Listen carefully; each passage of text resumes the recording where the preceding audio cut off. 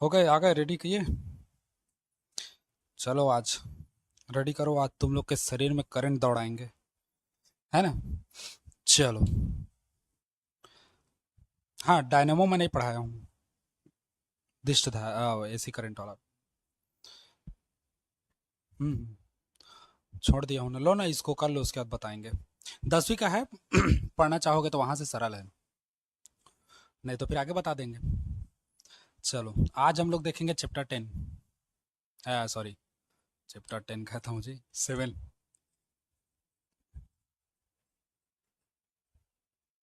है ना, अध्याय 7 देखेंगे, प्रत्यावर्ती धारा।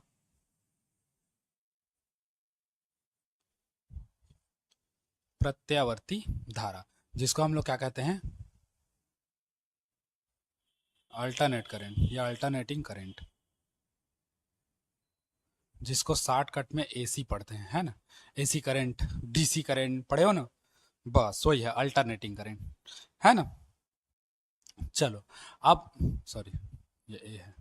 अब देखो, अल्टरनेटिंग करंट, प्रत्यावर्ती धारा, ये हमको पढ़ना है ना? पिछले चैप्टर हम लोग पढ़ चुके हैं, क्या पढ़े? जब, देखो मैं हल्का हल्का रिपीट कर दे रहा हूँ, क्या पढ़े? स्वप्रेरण। जब किसी कुंडली में सेल या बैटरी से धारा के मान में परिवर्तन किया जाता है तो उसमें प्रेरित धारा उत्पन्न होती है, जो मुख्य धारा के मान का विरोध करती है। इसको हम लोग क्या कहते हैं? इस घटना को स्वप्रेरण कहते हैं। अन्योन्य प्रेरण में क्या था?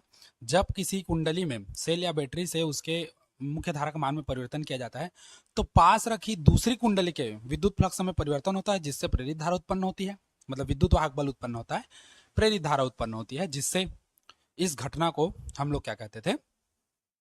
हाँ, अन्योन्य प्रेरण कहते थे, क्योंकि अन्य के कारण उत्पन्न हुई रहती थी। इतना पढ़ने के बाद हम लोग अब इसमें आगे जाएंगे, क्या?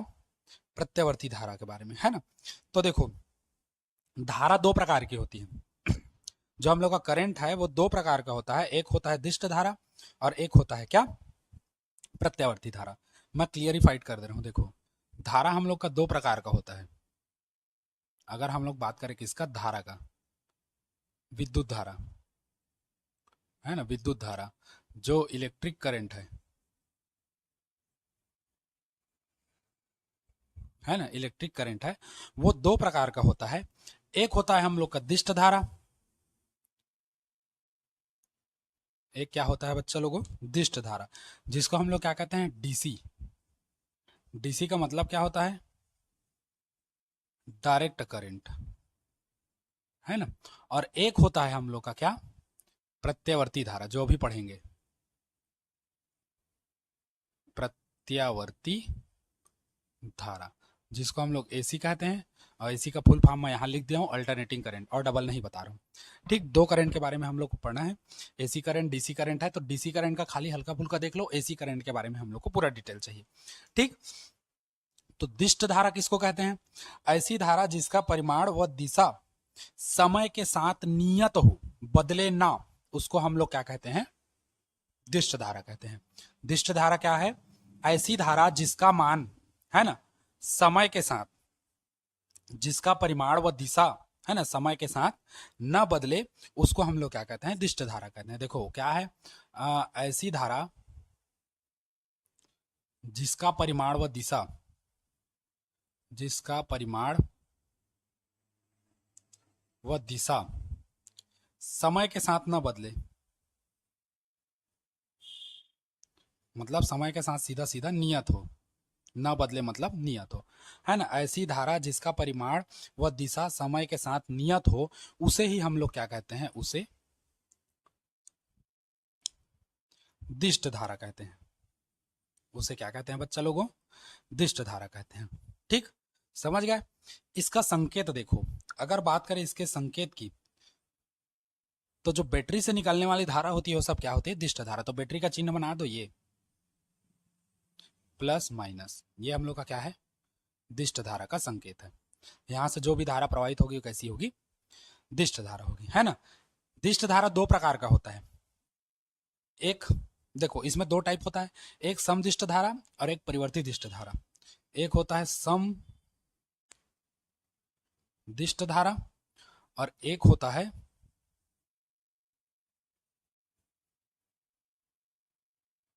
परिवर्ती दिष्ट धारा, है ना। खाली इसको समझो, हम लोग को लिखने का जरूरत नहीं, खाली समझो। समदिष्ट धारा किसको कहोगे? ऐसी धारा, है ना, जिसका परिमाण व दिशा समय के साथ नियत हो, है ना, नियत हो, उसको क्या कहेंगे? समदिष्ट धारा कहेंगे।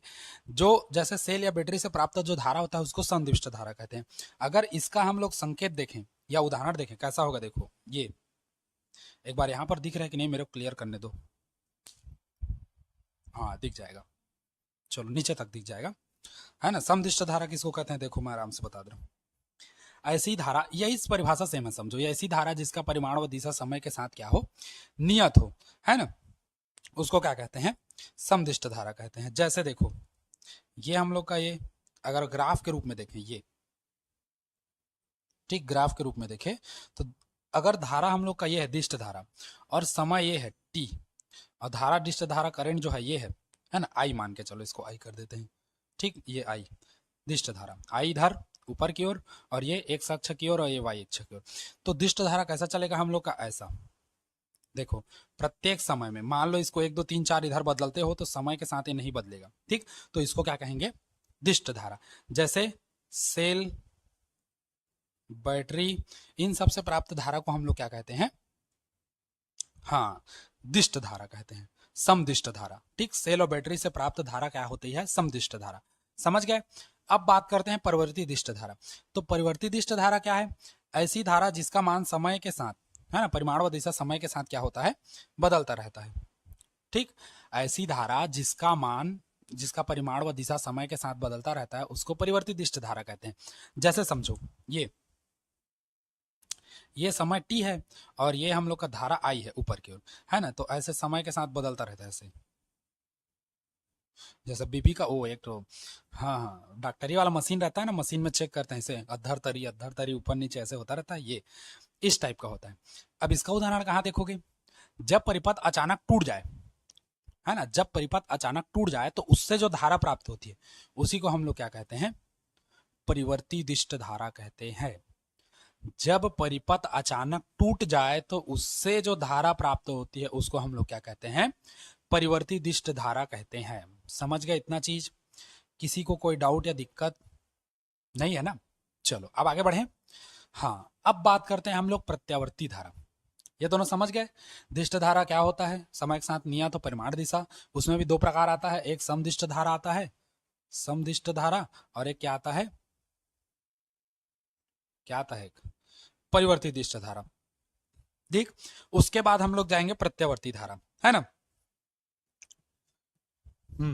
तो प्रत्यावर्ती धारा किसको कहोगे? वह धारा जिसका परिमाण व दिशा समय के साथ, इसमें नियत था, उसमें क्या होगा? बदलेगा, लेकिन आवर्ती रूप से निरंतर बदलता रहता है। आवर्ती रूप से निरंतर बदलता रहता है, उसे ही हम लोग क्या कहते हैं? हाँ, उसे ही हम लोग क्या कहते हैं? प्रत्यावर्ती धारा, ठीक। तो इसका परिभाषा कैसा होगा? तो देखो, ऐसी धारा, ऐसी धारा जिसका परिमाण व दिशा, जिसका परिमाण व दिशा क्या कहोगे? समय के साथ,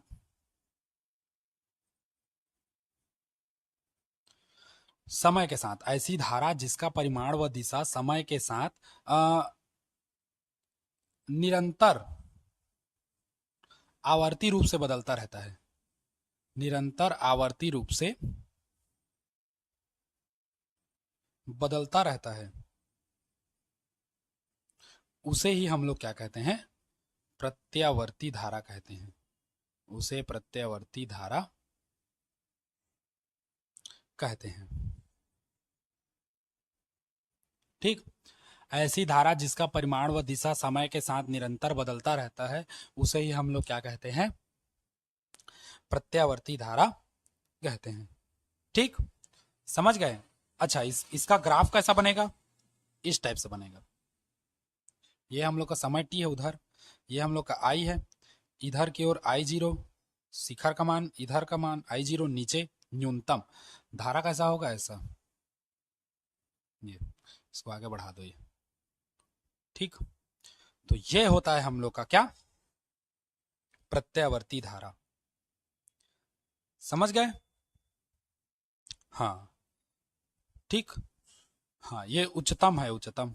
ये देखो माइनस कर दे रहा हूँ, ठीक। ये प्लस में है, ये माइनस में है, ठीक। ये हम लोग का क्या है, प्रत्यावर्ती धारा, ठीक। अच्छा, प्रत्यावर्ती धारा का जो सूत्र होता है, I बराबर आई जीरो साइन ओमेगा टी। ये कैसे आया तुमको पता है? छोटा सा मैं बता दूंगा, ज्यादा डिटेल नहीं बताऊंगा। अच्छा, ये कैसे आया? ये ऐसे कर्व शेप में क्यों आता है? अगर इसको बताने के लिए बैठूंगा तो बहुत लंबा है हम लोग का, देखते हैं। नहीं तो फिर ऐसे सीधा समझना, क्योंकि इसको बताने के लिए बैठूंगा तो एक एक हम लोग का एक वीडियो तो पूरा इसी में चला जाएगा, ठीक। 11वीं में पढ़े हो ना, सेम वही है बस। 11वीं में बताया था ना तुम लोग को कैसे कर्व शेप बनता है, क्योंकि साइन का मान होता है और साइन का मान कम ज्यादा होता है, इसलिए वो कर्व शेप बनता है। बताया था ना, बस वही है, ठीक। तो इतना नोट करोगे?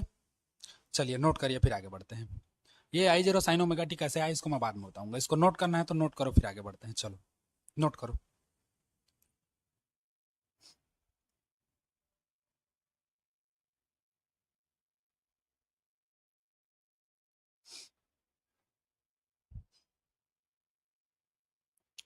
हो गया? चलो, इसी के नीचे थोड़ा सा लिखना, प्रत्यावर्ती धारा को क्या समीकरण से दिया जाता है, कैसा है इसको बताऊंगा मैं ना। इसको मिटा रहा हूं, इसका जरूरत नहीं है।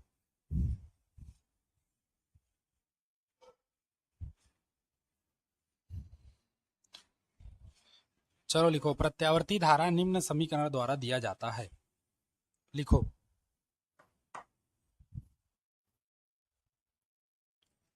प्रत्यावर्ती धारा का, है ना, या प्रत्यावर्ती धारा निम्न समीकरण द्वारा दिया जाता है। निम्न समीकरण द्वारा दिया जाता है, ठीक। जहां आई बराबर क्या होता है, आई जीरो साइन ओमेगा टी। आई बराबर क्या है, आई जीरो साइन ओमेगा टी है। जहां कौन कौन क्या क्या है इसको भी जान लो। आई जो है धारा का तात्क्षणिक मान है, धारा का तात्क्षणिक मान है। वह आई जीरो क्या है, धारा का शिखर मान। वह ओमेगा क्या है, कोणीय आवृत्ति, ठीक। तो ये तीन तीन चीज है। आई बराबर धारा का तात्क्षणिक मान है, जहां आई, है ना, आई जीरो क्या है, धारा का शिखर मान है, और ओमेगा क्या है, कोणीय आवृत्ति है, ठीक। इतना क्लियर हुआ? हाँ। चलो इतना नोट करो, फिर प्रत्यावर्ती धारा से संबंधित हम लोग देखेंगे परिभाषा। प्रत्यावर्ती धारा से संबंधित कुछ कुछ परिभाषाएं देखेंगे, उसके बाद फिर मैं बताऊंगा आई बराबर आई जीरो साइन ओमेगा टी कैसे आया उसको, ठीक। चलिए इतना नोट करिए, फिर आगे बढ़ते हैं।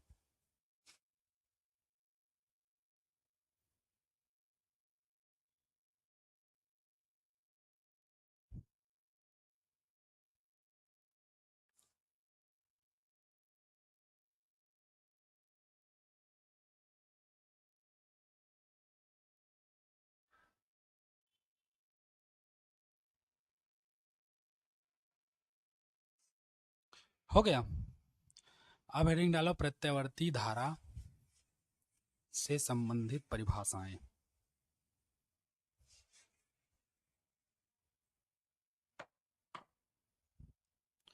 प्रत्यावर्ती धारा से संबंधित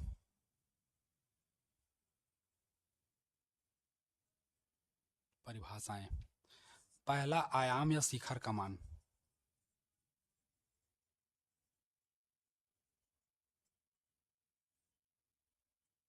आयाम या शिखर मान किसको कहते हैं, है ना। तो प्रत्यावर्ती धारा के किसी भी दिशा में प्राप्त अधिकतम मान को समझना। प्रत्यावर्ती धारा कैसा रहता है, ऐसा होता है ना, इस शेप में। तो प्रत्यावर्ती धारा के किसी भी, चाहे इस दिशा में लो इस दिशा में, किसी भी दिशा में प्राप्त एक और के अधिकतम मान, ये इसी को आयाम या शिखर का मान कहते हैं। तो लिखो चलो, है ना, यहां पर मैं लिख दे रहा हूं, प्रत्यावर्ती धारा के किसी भी दिशा में, बोलते जा रहा हूं तुम लोग भी लिखो, किसी भी दिशा में एक और के अधिकतम मान को, एक और के अधिकतम मान को, एक और नहीं करो जी, प्रत्यावर्ती धारा के किसी भी दिशा में, एक और के अधिकतम नहीं, प्रत्यावर्ती धारा के किसी भी दिशा में अधिकतम मान को, ऐसे करो क्योंकि एक और के जगह में हम लोग किसी भी डायरेक्शन दे दिए, अधिकतम मान को, प्रत्यावर्ती धारा के किसी भी दिशा में अधिकतम मान को आयाम या शिखर मान कहते हैं, आयाम या शिखर मान कहते हैं। ठीक, एक और के अधिकतम या किसी भी दिशा के अधिकतम मान को हम लोग क्या कहते हैं, आयाम या शिखर का मान कहते हैं। अगर इसको देखना चाहो तो ऐसे देख सकते हो, ये है, ये हम लोग का कर्व शेप है, ये इसको और बढ़ा सकते हो तुम लोग, ये ठीक। तो ये जो है, ये यही हम लोग का आयाम या क्या है, शिखर मान। ठीक, तो प्रत्यावर्ती धारा के एक और के अधिकतम मान को ही आयाम या क्या कहते हैं, शिखर का मान कहते हैं। ठीक, ये आई है, ये I0 और ये -I0। ठीक, प्रत्यावर्ती धारा के एक और के अधिकतम मान को आयाम या शिखर का मान कहते हैं, या प्रत्यावर्ती धारा के किसी भी दिशा में, एक और का लोगे तो भी, एक और चाहे इस ओर लो चाहे इस ओर लो, अधिकतम मान वही है, या किसी भी दिशा ले लो, तो प्रत्यावर्ती धारा के किसी भी दिशा में अधिकतम मान को आयाम या शिखर का मान कहते हैं। क्लियर हो गया इतना चीज? चलो अब आगे बढ़ते हैं। अब हेडिंग डालो दूसरा, आवर्तकाल। दूसरा हेडिंग डालो, आवर्तकाल। प्रत्यावर्ती धारा को एक चक्कर पूर्ण करने में जितना समय लेता है ना, उसे उसका आवर्तकाल कहते हैं। दूसरा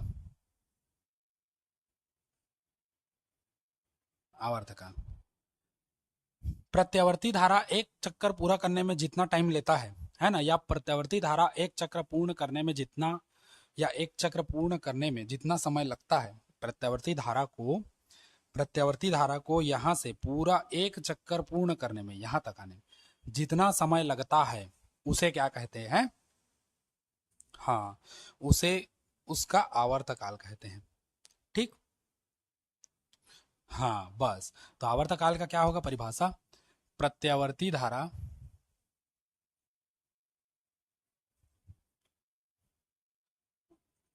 एक चक्कर पूर्ण करने में, एक चक्कर पूर्ण करने में प्रत्यावर्ती धारा को करो, प्रत्यावर्ती धारा को एक चक्कर पूर्ण करने में जितना समय लगता है, जितना समय लगता है उसे उसका क्या कहते हैं? आवर्तकाल कहते हैं, उसे उसका आवर्तकाल कहते हैं। ठीक, प्रत्यावर्ती धारा को एक चक्कर कंप्लीट करने में जितना टाइम लगता है, उसे उसका क्या कहते हैं? टाइम ऑफ पीरियड कहते हैं, आवर्तकाल कहते हैं। ठीक, इसे टी से प्रदर्शित करते हैं, कैपिटल टी से, इसे कैपिटल टी से प्रदर्शित करते हैं, है ना। इसका सूत्र होता है टी बराबर 2π/ω। ठीक, टी बराबर 2π/ω। समझ गया इतना? हाँ, अगर देखो तो इसमें देख सकते हो ऐसे, ये ठीक बन रहा है ना, नीचे जाता है जी ये। ठीक, अब देखो एक चक्कर मतलब ऐसे करके जा रहा है ना, ऐसे ये, तो एक चक्कर मतलब इसकी बात कर रहा है, इसका, ये वाले का, ये प्रत्यावर्ती धारा जो है एक चक्कर, ये एक चक्कर है, एक बार ऊपर गया, फिर एक बार नीचे गया, फिर यहाँ से अब ऊपर जाएगा, तो यहाँ से यहाँ तक एक चक्कर पूरा करने में जितना समय लेता है या जितना समय लगाता है वो, है ना, एक राउंड कंप्लीट करने में जितना वो टाइम लेता है, उसे उसका टाइम ऑफ पीरियड कहते हैं, उसे उसका क्या कहते हैं?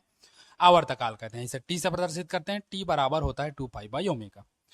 उसके बाद है आवृत्ति, है ना। क्या प्रत्यावर्ती धारा प्रत्यावर्ती जो धारा है एक सेकंड में जितना चक्कर लेगा, उसे उसकी क्या कहेंगे? आवृत्ति कहेंगे। ठीक, तो इसको नोट करिए, फिर आगे बढ़ते हैं। चलिए नोट करिए।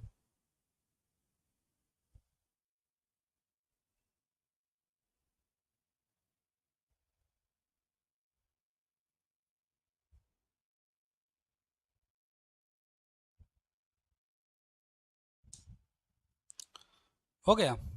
चलो, उसके बाद तीसरा है हम लोग का आवृत्ति।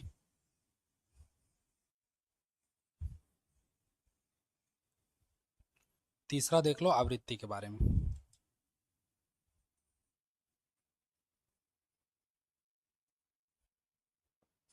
आवृत्ति, आवृत्ति किसको कहते हैं? प्रत्यावर्ती धारा परिपथ, ये सॉरी, प्रत्यावर्ती धारा जो है 1 सेकंड में जितने चक्कर पूर्ण करती है, प्रत्यावर्ती धारा 1 सेकंड में जितने चक्र पूर्ण करती है उसे उसका क्या कहते हैं? उसे उसकी आवृत्ति कहते हैं। ठीक, तो प्रत्यावर्ती धारा एक चक्कर, या सॉरी, प्रत्यावर्ती धारा, हाँ, 1 सेकंड में जितने चक्कर पूर्ण करती है, वही तो लिखवाया हूं। चलो इसको लिख देते हैं, इसे में लिखो लाल में। प्रत्यावर्ती धारा 1 सेकंड में, 1 सेकंड में जितने चक्कर पूर्ण करती है,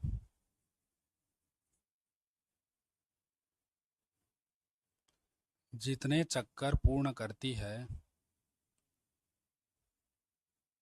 उसे उसकी आवृत्ति कहते हैं। उसे उसकी क्या कहते हैं बच्चा लोगों? आवृत्ति कहते हैं, है ना। इसे म्यू से प्रदर्शित करते हैं, न्यू से। देखो कई जगह ऐसे दिया रहता है, कई जगह ऐसे दिया रहता है एन, तो मैं इसी बना रहा हूं, है ना। इसे न्यू से प्रदर्शित करते हैं, न्यू से प्रदर्शित करते हैं। ठीक, और ये आवर्तकाल का जस्ट उल्टा होता है, या आवर्तकाल का उल्टा कर दो तो क्या हो जाएगा? आवृत्ति आ जाएगा। ठीक, तो देखो हम लोग का न्यू बराबर हो जाएगा 1/t। अब न्यू बराबर 1/t का मान कितना लाए हो? 2π/ओमेगा लाए हो। बटा का बटा है तो ओमेगा जाएगा ऊपर, तो न्यू बराबर हो जाएगा ओमेगा/2π। ये हो गया आवृत्ति का। अगर इसका निकालो कोणीय आवृत्ति ओमेगा बराबर, तो ये हो जाएगा 2π ये। ठीक, ये है। इसको नोट करो, फिर आगे बढ़ते हैं। चलो नोट करिए इसको।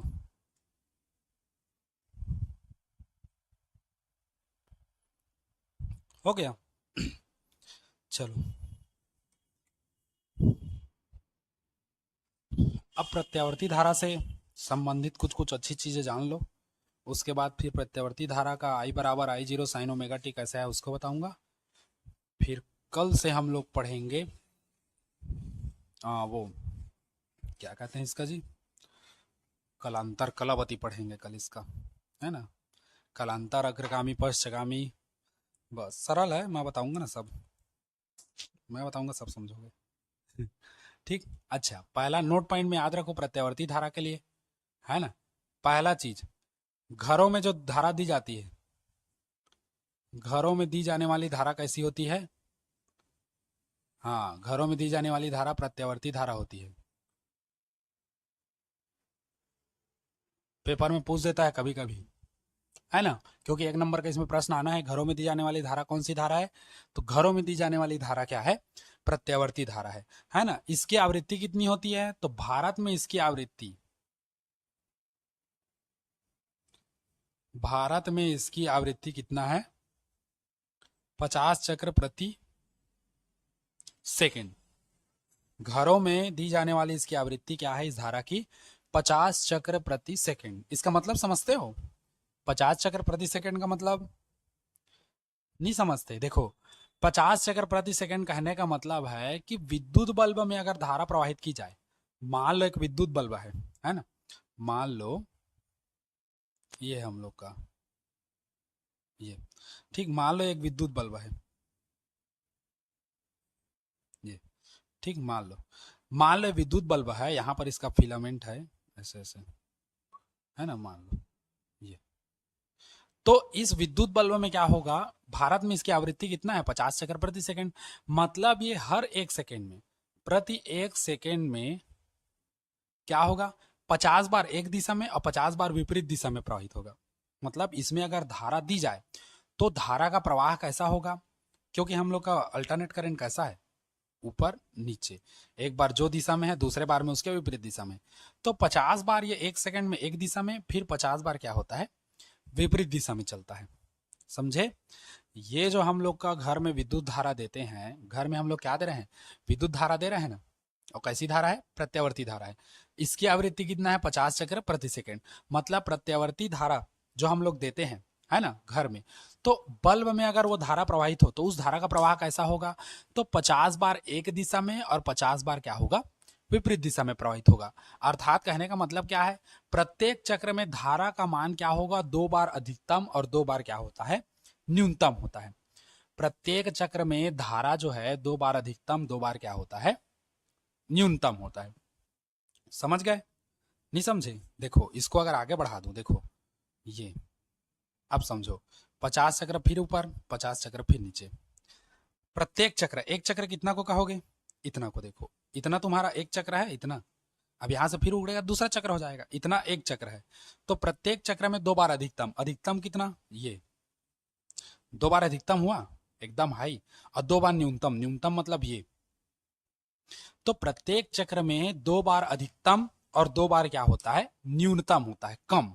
प्रत्येक चक्र में धारा जो है इस बल्ब में 2 बार अधिकतम 2 बार न्यूनतम होता है। इससे क्या होता है, अर्थात इससे हमको ये से पता चल रहा है कि एक सेकेंड में, देखो 50-50 कितना हो गया, 100। एक सेकेंड में बल्ब 100 बार जलता है और 100 बार क्या होता है, बुझता है। 50-50-100, एक सेकेंड में बल्ब 100 बार जलेगा, या एक चक्र में कह सकते हो एक सेकेंड में बल्ब 100 बार जलता है और 100 बार बुझता है।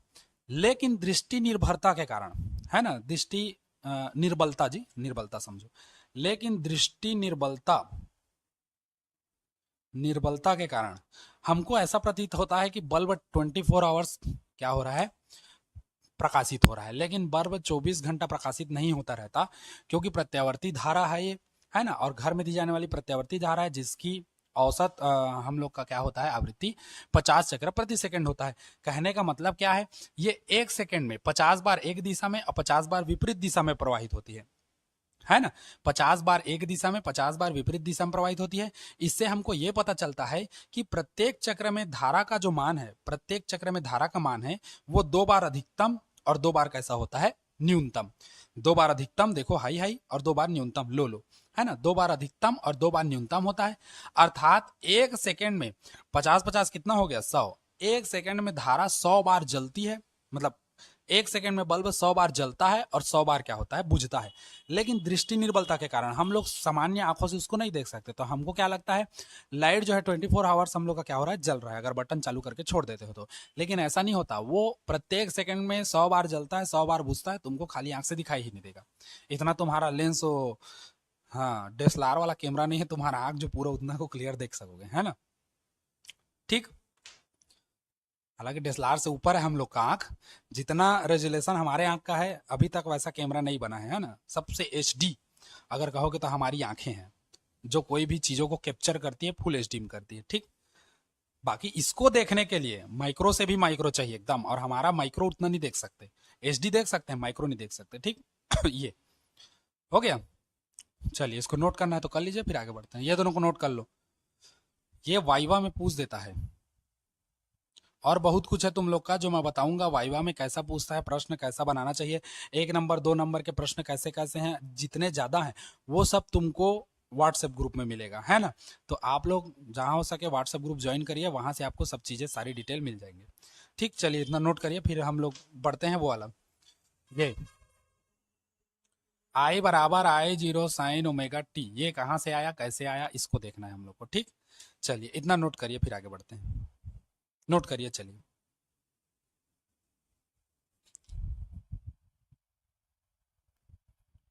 हो गया, चलो अब आगे देखते हैं इसी में, है ना। ये हो गया। अब वो आई बराबर आई जीरो साइन ओमेगा टी यहाँ कहाँ से आया, तो वो विद्युत वाहक बल से आया। अब विद्युत वाहक बल कैसा आया वो हम बताएंगे आपको, कहाँ से आया कैसे आया क्यों आया। ठीक,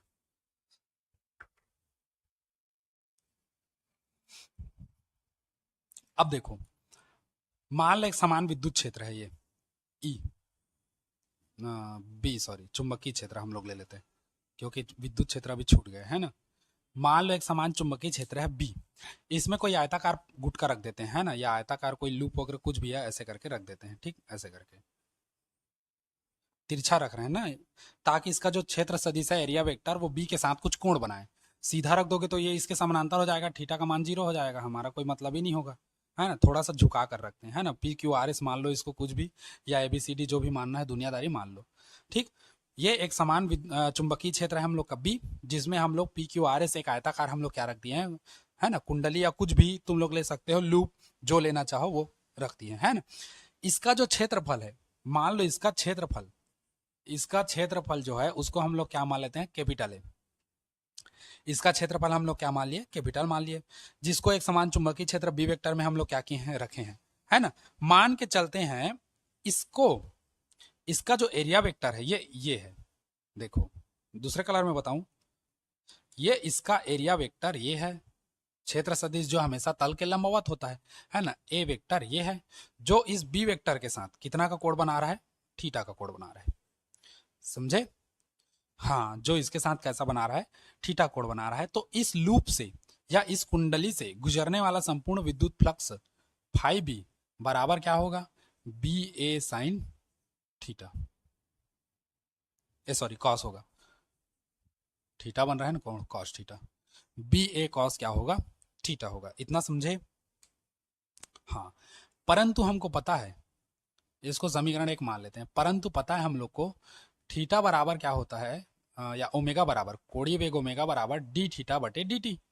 ये हम लोग कहाँ पढ़े थे, ये कक्षा 11वीं में पढ़े थे। नहीं, अगर आप लोग को पता होगा तो कक्षा 11वीं का प्लेलिस्ट है कोणीय वेग वगैरह वाला, वहां पर देख सकते हैं, अभी केंद्र त्वरण के पहले है, ठीक। तो डी थीटा बटे डी टी को हम लोग क्या कर सकते हैं, ये तो अवकलन के रूप में था, हम लोग सामान्य रूप में लिखे तो थीटा बटे क्या होगा, टी। अगर थीटा का मान चाहिए, इसी को आगे बढ़ाएं, थीटा का मान चाहिए तो इसका इधर गुणा कर दो तो क्या हो जाएगा, ओमेगा टी।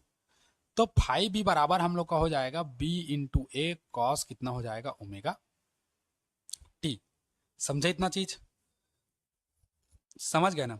अच्छा, जब कुंडली इस चुंबकीय क्षेत्र में घूमेगी, एक चीज समझना, जब यह कुंडली चुंबकीय क्षेत्र में घूमेगी तो इससे गुजरने वाले चुंबकीय फ्लक्स में परिवर्तन होगा, परिवर्तन होगा ना। देखो मैं तुम लोग को करके बता रहा हूं, ये हम लोग का है ना, ये अब ये बल रेखाएं यहां से गुजर रही, तो देखो ये पृष्ठ ज्यादा है, तुम्हारे साइड से बता रहा हूं हल्का तिरछा करके, देखो ये पृष्ठ ज्यादा है ना। अब बल रेखाएं यहां से गुजारूंगा मैं, तो देखो पृष्ठ का एरिया ज्यादा है तो बल रेखाएं ज्यादा गुजरेगी। अब कुंडली जैसे घूमना चालू की, मान लो कुंडली ऐसे घूमी, तब एरिया कम हो गया मेरे लिए, तो बल रेखाएं कम गुजरेंगी। अगर ये और सीधा आ गया तो बल रेखाएं और कम गुजरेगी। मतलब अगर ये कुंडली घूमती है तो उससे बद्ध चुंबकीय फ्लक्स के मान में परिवर्तन होगा, और बद्ध चुंबकीय फ्लक्स क्या है, गुजरने वाली कुल बल रेखाओं की संख्या है। तो बद्ध चुंबकीय फ्लक्स में परिवर्तन होगा, जिसके कारण क्या उत्पन्न होगा, विद्युत वाहक बल उत्पन्न होगा, होगा ना। हाँ, तो देखो जब कुंडली में, मैं इसको तुम लोग को याद नहीं करना है ना, इसलिए मैं डिटेल नहीं लिखवा रहा हूँ, समझो आया कहाँ से। तो जब ये कुंडली एक समान विद्युत क्षेत्र में रखते हो थीटा कोण या घुमाते हो या कोणीय वेग ओमेगा से, तो ये कुंडली क्या होती है, या ये लूप क्या होता है, घूमने लगता है। ये लूप घूमेगा तो क्या होगा, इससे बद्ध चुंबकीय फ्लक्स में क्या होगा, परिवर्तन होगा। और हम लोग पढ़े हैं स्वप्रेरण अन्योन्य प्रेरण में, जब बद्ध चुंबकीय फ्लक्स में परिवर्तन होता है तो फिर वही कहानी उत्पन्न होती है, एक था राजा एक थी रानी। राजा कौन, विद्युत वाहक बल, रानी कौन, हाँ प्रेरित धारा, ठीक। तो जब तुम लोग विद्युत फ्लक्स में परिवर्तन करोगे तो एक राजा एक रानी उत्पन्न होगी, राजा का नाम विद्युत वाहक बल और रानी का नाम प्रेरित धारा, ठीक। तो बस वही है, यहां पर अगर लूप को कन्वर्ट करते हो, लूप हम लोग का घूमता है तो क्या होगा, प्रेरित धारा उत्पन्न होगी, प्रेरित विद्युत वाहक बल उत्पन्न होगा और प्रेरित धारा उत्पन्न होगी। तो अगर प्रेरित विद्युत वाहक बल उत्पन्न होता है तो हम लोग पढ़े हैं ई बराबर क्या होता है, माइनस का एन डी फाइव बटे क्या होता है, डी टी। पढ़े हो, पढ़े हो ना। हाँ, माइनस एन डी फाइव बटे डी टी, पढ़े हैं यही। अब देखो इसी में आगे हम लोग क्या करते हैं, फाई, अच्छा फाई है तो फाई भी मान के चलो, है ना, फाई बी का मान को यहीं पर रख देते हैं। तो ई बराबर हो जाएगा minus N D, phi B का मान कितना रखोगे, B into A cos omega T बटे कितना हो जाएगा, डी टी। ये ओमेगा है। समझे इतना चीज? हाँ, सबको समझ आया? एक सेकंड रुकना, मार्कर गिर गया। चलो, ये हो गया। अब आगे बढ़ें। हाँ, तो हम लोग क्या करते हैं, डी बाई डी टी कर देते हैं। ई बराबर विद्युत वाहक बल, ई बराबर D by D T. D by D T अलग कर दो, अब माइनस का पहले से बाहर निकाल दो। अंदर में हो जाएगा एन बी ए कॉस कितना हो जाएगा, ओमेगा टी। समझे? सबको समझ आ गया ना? बस अब देखो इसी में आगे, अगर हम लोग अवकलन करें तो ई बराबर माइनस इतने का अवकलन कितना हो जाएगा, तो इतने का अवकलन होगा, देखो एन बी ए हम लोग का बाहर निकल जाएगा, तो एन बी ए हम लोग का बाहर निकाल दो, एन बी ए बाहर निकल जाएगा। अच्छा, कॉस ओमेगा टी का अवकलन क्या होगा, माइनस साइन ओमेगा टी, है ना। और साइन ओमेगा टी निकलेगा और एक ओमेगा बाहर में हम लोग का क्या होगा, और निकलेगा, क्योंकि ये हम लोग का क्या है, कोण अलग है।